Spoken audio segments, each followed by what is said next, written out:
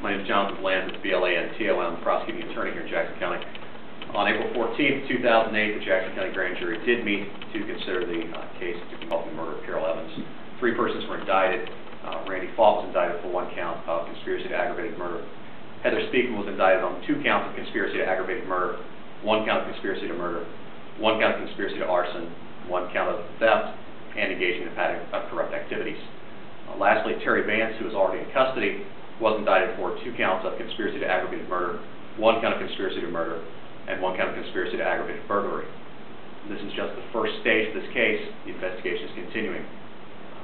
The Sheriff's Department, the Jackson Police Department, the Major Crimes Task Force, we've had aid from the Ohio Attorney General's office. They've all worked tirelessly and selflessly in furthering this investigation, and we look forward to bringing all those involved to justice. The indictments have been filed. I don't have file stamped copies of them yet for you. If you'll provide contact information, I'd be happy to get them to you later today. Also, the Ohio Attorney General's office will be releasing a press release, including information from the Special Prosecutions Unit that I can provide to you if you'll give me contact information as well. And if you have questions, I'll try to field them as best I can.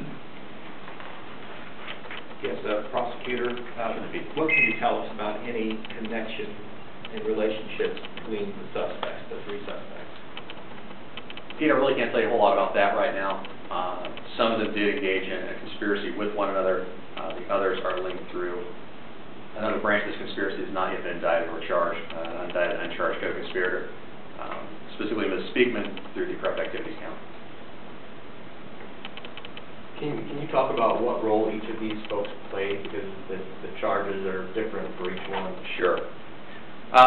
Actually, once you get the indictments, what you'll see is the time frames on some of these overlap and some of them don't.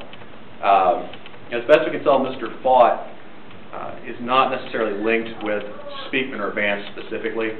It is a separate conspiracy involving another person to engage in conduct which, if successful, would have constituted the murder of Carol Evans. The conspiracy there did not result in the actual murder of Ms. Evans. It's a separate conspiracy count that occurred earlier. With Mr. Vance, the conspiracy relates to things that happened in March of this year.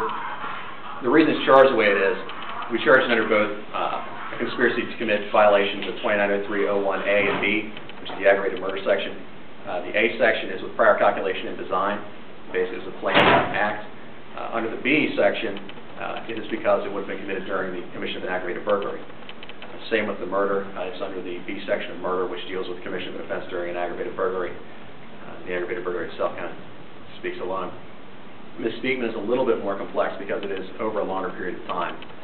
Again, we charge her with the 3 types of conspiracy to murder. We have the 2 aggravateds and the straight conspiracy to commit murder. Again, related to first prior calculation design, then the conspiracy to commit aggravated burglary, which would have resulted in that crime. We have also charged her with the conspiracy to commit arson. She entered into an agreement to burn a business here in town, which would have been an F3 because it's a conspiracy to felony of the 4th degree, the others are felony of the 1st degree.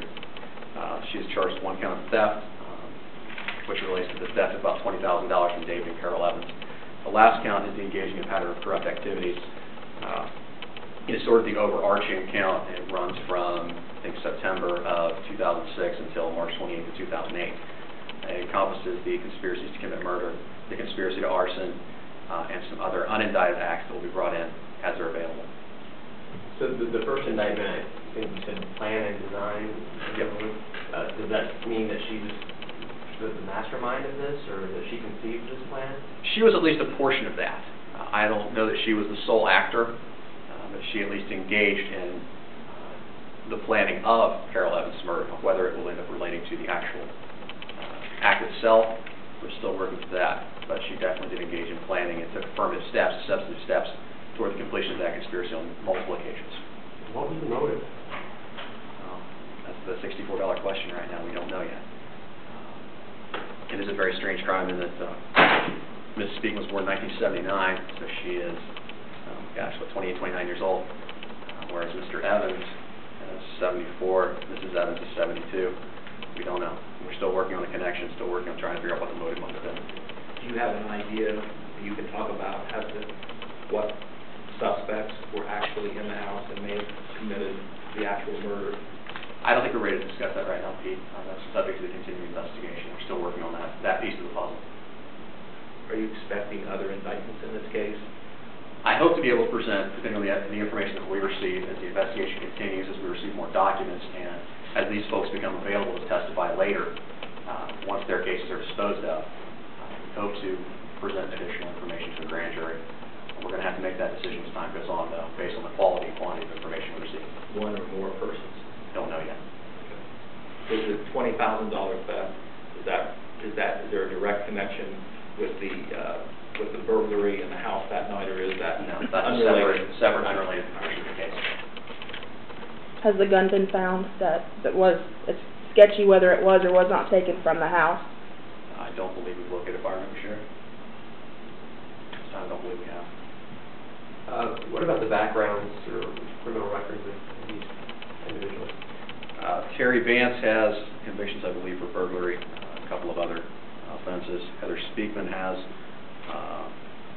at least some prior felony offenses. Offhand, I don't know what they are. I don't believe Mr.